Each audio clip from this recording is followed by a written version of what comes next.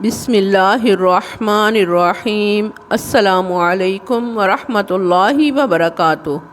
اپنے اعمال کی قبولیت کے لیے درود پاک کے کسی بھی صیغے کے ورد کو اپنا معمول بنا لیجئے۔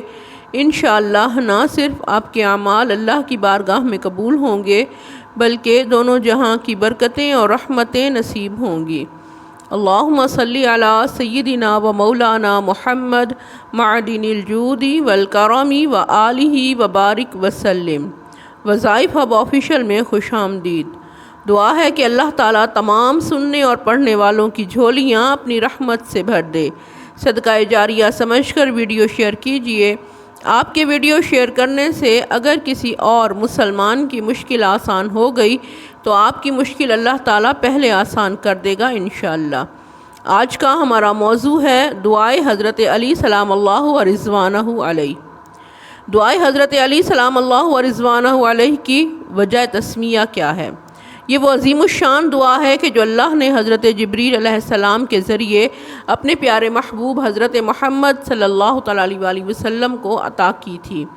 حضرت موسیٰ بن جعفر سلام اللہ و رضوانہ علیہ سے روایت ہے، انہوں نے اپنے والد حضرت امام جعفر صادق سلام اللہ و رضوانہ علیہ سے اور وہ اپنے والد سے اور وہ اپنے دادا سے اور وہ اپنے والد حضرت امام حسین سلام اللہ و رضوانہ علیہ سے اور حضرت حسین بن علی سلام اللہ علیہ و رضوانہ نے فرمایا، مفہوم ہے کہ میرے والد حضرت علی سلام اللہ و رضوانہ علیہ نے مجھ سے فرمایا کہ میرے بیٹے، کیا میں تمہیں کچھ ایسا سکھاؤں جو اللہ کے رازوں میں سے ایک راز ہے، جو رسول اللہ صلی اللہ تعالیٰ علیہ وسلم نے مجھ سے فرمایا، اور یہ ایک راز ہے جسے کوئی نہیں جانتا۔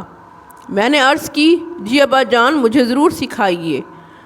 آپ نے فرمایا کہ غزوہ احد کا دن تھا، جو ایک سخت مشقت اور موسم گرما کی وجہ سے سخت گرم دن تھا، اور گرمی بھی دن کی گرمی اور زبردست گرمی تھی۔ اس دن نبی کریم صلی اللہ تعالیٰ علیہ وسلم زرہ بختر پہنے ہوئے تھے جو وزن میں بھاری تھی، جس کی وجہ سے حضور صلی اللہ تعالیٰ علیہ وسلم کو دشواری کا سامنا بھی تھا۔ رسول اللہ صلی اللہ تعالیٰ علیہ وسلم نے فرمایا کہ ان حالات میں نے آسمان کی طرف دیکھا اور اللہ رب العزت سے دعا کی، جس کے بعد میں نے دیکھا کہ جنت کے دروازے کھل جاتے ہیں۔ جبریل جو روشنی اور نور سے گھرے ہوئے تھے میرے پاس آئے اور کہنے لگے، اللہ رب العزت نے آپ کو سلام اور درود بھیجا ہے اور فرمایا ہے کہ اپنی ذرہ اتار کر یہ دعا پڑھیں۔ مزید روایت میں آتا ہے کہ جبریل فرماتے ہیں کہ آپ صلی اللہ علیہ وسلم نے جب یہ دعا پڑھیں گے تو یہ دعا اللہ کے فضل سے آپ کو زیادہ تحفظ فراہم کرے گی۔ اس کے بعد اللہ کے حبیب صلی اللہ تعالیٰ علیہ وسلم نے حضرت جبریل علیہ السلام سے پوچھا کہ یہ دعا صرف میرے لیے ہے یا میری امت کے لیے بھی ہے؟ اس پر جبریل امین نے جواب دیا کہ یہ دعا آپ صلی اللہ علیہ وسلم کے لیے اور آپ علیہ السلام کی امت کے لیے رب تعالیٰ کی طرف سے تحفہ ہے۔ اللہ کے پیارے حبیب نبی کریم صلی اللہ تعالیٰ علیہ وسلم پر قربان جائیں، جو اس آزمائش کے عالم میں بھی اپنی امت کو نہیں بھولے۔ اس دعا کا تعلق کسی خاص مسلک یا خاص فرقے سے نہیں ہے، بلکہ یہ دعا بہت سے اولیاء کرام کے معمول کا حصہ رہی ہے۔ یہی وجہ ہے کہ آج بھی دنیا میں بے شمار لوگ اس دعا کا اہتمام کر رہے ہیں، جن میں عراق، ایران، شام کے علاوہ ترکی میں بھی لاکھوں لوگ اس دعا کو اپنے معمولات میں شامل کیے ہوئے ہیں، اور اس دعا کے فیوز و برکات کی وجہ سے اپنی پریشانیاں، غم، مسائل، مصیبتیں اور بلائیں ٹلوا رہے ہیں۔ حضرت امام موسیٰ کاظم سلام اللہ علیہ کے قتل کا منصوبہ۔ کف امین نے بلد الامین کے حاشیے میں فرمایا ہے کہ یہ بہت بلند مرتبہ اور بڑی قدر و منزلت والی دعا ہے۔ جب خلیفہ وقت نے امام موسیٰ کاظم سلام اللہ و رضوانہ علیہ کے قتل کا منصوبہ بنایا تو حضرت موسیٰ کاظم سلام اللہ و رضوانہ علیہ نے یہ دعا پڑھی تو آپ نے خواب میں اپنے جد بزرگوار اللہ کے پیارے محبوب حضرت محمد صلی اللہ تعالیٰ علیہ وآلہ وسلم کو دیکھا کہ آپ صلی اللہ تعالیٰ علیہ وآلہ وسلم فرما رہے ہیں کہ حق تعالیٰ آپ کی حفاظت فرمائے گا اور دشمن کو ہلاک کر دے گا۔ دعائے حضرت علی رضی اللہ عنہ اور شیخ علامہ ابن عربی۔ شیخ علامہ ابن عربی وہ مبارک ہستی ہیں جو کسی تعارف کی محتاج نہیں۔ 19ویں صدی عیسوی کے ایک بہت بڑے درویش جنہوں نے شیخ علامہ ابن عربی کے اوراد و وظائف پر ایک جامع کتاب لکھی ہے جس کا نام مجموعہ احزاب و اوراد شیخ الاکبر ابن العربی ہے۔ اس میں شیخ کے معمولات میں شامل اوراد و وظائف کا ذکر کیا گیا۔ کتاب میں دعائے حضرت علی کا ذکر بھی کیا ہے کہ جس دعا کا ہم ذکر کر رہے ہیں یہ بھی موجود ہے جو کہ شیخ علامہ ابن العربی کے اوراد میں شامل تھی۔ اس بات سے بخوبی اندازہ کیا جا سکتا ہے کہ یہ دعا صدیوں سے مشائخ کے ورد کا حصہ رہی ہے۔ شیخ علامہ سعید نورسی رحمۃ اللہ علیہ یہ وہ ہستی ہیں جنہیں مسلم دنیا بالخصوص ترکی میں بہت مقبولیت حاصل ہے۔ انہیں بدیع الزماں علامہ سعید نورسی کے نام سے جانا جاتا ہے۔ یہ صوفی بزرگ سلطنت عثمانیہ کے آخری دور کے ہیں۔ جب ترکی میں خلافت کو ختم کر دیا گیا تو وہاں ایک تنظیم ابھی جس سے اسلامی روایات کو بہت نقصان پہنچ رہا تھا، ان حالات میں شیخ علامہ سعید نورسی نے ترک عوام کی اصلاح کا بیڑا اٹھایا اور ترک عوام میں اسلامی اقدار کو باقی رکھنے کے لیے انتھک محنت کی۔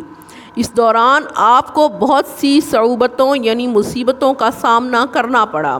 آپ کے متعلقین کو پھانسی کی سزا بھی ہوئی اور آپ کو بھی گرفتار کر کے عدالت میں پیش کیا گیا، مگر آپ حق پر قائم و دائم رہے۔ ترک عوام نے بھی آپ کا بھرپور ساتھ دیا، جس وجہ سے تو حکومت وقت کو آپ کے سامنے گھٹنے ٹیکنے پڑے۔ مسلمانوں کی تربیت و اصلاح کے لیے انہوں نے رسالہ نور لکھا جس میں قرآن کی تفسیر بھی شامل تھی۔ اس رسالے میں دعائے حضرت علی سلام اللہ و رضوانہ علیہ کا خاص تذکرہ ہے، جس میں وہ ایک سوال کے جواب میں فرماتے ہیں کہ پچھلے 35 سال سے یہ دعا میرے معمول کا حصہ ہے۔ اس دعا کو ترک عوام میں انہوں نے بہت زیادہ روشناس کرایا۔ یہی وجہ ہے کہ آج ترکی میں لاکھوں لوگ اس دعا کو پڑھ رہے ہیں اور اس کا فیض حاصل کر رہے ہیں۔ معاف کیجیے۔ مولانا شیخ عدنان نقشبندیہ حقانی۔ سلسلہ نقشبندیہ العالیہ حقانی میں بھی دعائے حضرت علی سلام اللہ و رضوانہ علیہ پڑھنے کا اہتمام کیا جاتا ہے۔ اس سلسلہ طریقت کے مشہور بزرگ حضرت مولانا شیخ عدنان قبانی اپنے مریدین کے حلقے میں اس دعا کا خاص اہتمام فرماتے تھے۔ وہ فرماتے ہیں کہ شیخ ناظم الحقائی یہ بھی اسی سلسلے کے ایک بڑے بزرگ ہیں۔ ان پر کوئی بوجھ، پریشانی یا مسئلہ ہوتا تو اللہ تعالیٰ اس دعا کے صدقے وہ بوجھ ان سے دور کر دیتے تھے۔ ان کا فرمان ہے کہ یہ دعا اللہ تعالیٰ نے حضرت جبریل کے ذریعے آپ صلی اللہ تعالیٰ علیہ وآلہ وسلم کو بھیجی۔ ایک غزوہ میں آپ صلی اللہ علیہ وآلہ وسلم پوری امت اور صحابہ کا بوجھ اٹھائے ہوئے تھے اور آپ صلی اللہ علیہ وآلہ وسلم نے جنگ کا لباس زرہ بختر بھی پہنا ہوا تھا۔ جبریل حاضر ہوئے اور عرض کیا کہ پیارے آقا صلی اللہ تعالیٰ علیہ وآلہ وسلم، اللہ کا حکم ہے کہ آپ صلی اللہ تعالیٰ علیہ وآلہ وسلم اس زرہ بختر کو اتار دیں اور یہ دعا میرے ساتھ دہرائیں۔ اور اس کے بعد آپ صلی اللہ علیہ وآلہ وسلم نے یہ دعا سیدنا ابوبکر صدیق سلام اللہ و رضوانہ علیہ اور سیدنا علی سلام اللہ و رضوانہ علیہ کو دی اور اہل بیت رضوان اللہ علیہم اجمعین میں جاری رہی۔ مگر جب امام جعفر صادق سلام اللہ و رضوانہ علیہ نے اسے امت کے لیے عام کر دیا، کیونکہ یہ دعا حضرت جعفر صادق سلام اللہ و رضوانہ علیہ تک حضرت علی سلام اللہ و رضوانہ علیہ اور حضرت ابوبکر صدیق سلام اللہ و رضوانہ علیہ کے ذریعے پہنچی اور وہ اس دعا کو ہر رات تہجد میں پڑھتے تھے۔ اس کے بعد انہوں نے اس دعا کو اپنے تمام مریدوں اور حلقہ احباب میں ظاہر کر دیا اور ان کے ذریعے ہم تک پہنچی۔ یہ دعا بہت زیادہ پھیل گئی اور لوگ اس دعا کو سونے سے پہلے پڑھتے رہے، اور اللہ کے اسماء الحسنہ 99 نام جو کہ بہت عظیم ہے اس دعا میں بھی شامل ہیں، اور اسی طرح اولیاء کرام بھی بالخصوص امت محمدیہ صلی اللہ تعالیٰ علیہ وآلہ وسلم کے لیے اور تمام انسانیت کے لیے اس دعا کے ذریعے اللہ تعالیٰ سے مناجات کرتے رہے اور اللہ سے مغفرت طلب کرتے رہے۔ مزید وہ فرماتے ہیں کہ بہت سے فرشتوں اور جنات نے اس دعا کو بڑی اچھی طرح سے سیکھ لیا ہے۔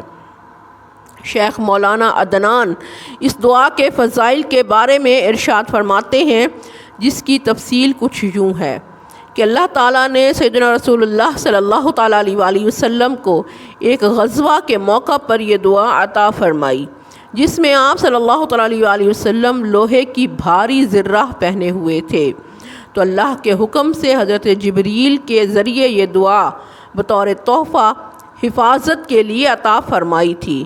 جو بھی اس دعا کو پڑھے یا اس کا تعویذ بنا کر استعمال کرے، اللہ تعالیٰ ہمیشہ اس شخص کی خاص کفایت اور مدد فرماتے ہیں، اور ہر قسم کے مسائل، پریشانیوں، آسمانوں اور زمین کی ہر قسم کی بلاؤں، مصیبتوں، غرض ہر قسم کی بیماری اور مسائل سے حفاظت فرماتے ہیں۔ شیخ مزید فرماتے ہیں کہ جو بھی کسی بچے کو اس دعا کا لکھا ہوا تعویذ دے گا، یہ بچہ بڑا ہو کر ایک ولی بن جائے گا، اور اللہ تعالیٰ اسے اپنے محبوب اولیاء کی صف میں شامل فرمائے گا۔ اگر غیر مسلم پہنے اور اس کا ادب کرے تو اللہ تعالیٰ اسے ایمان کی دولت عطا فرمائے گا انشاءاللہ۔ دعائے حضرت علی سلام اللہ و رضوانہ علیہ سلسلہ جاری ہے۔ اللہم صلی علی سیدنا و مولانا محمد معدن الجود والکرم و آلہ و بارک وسلم۔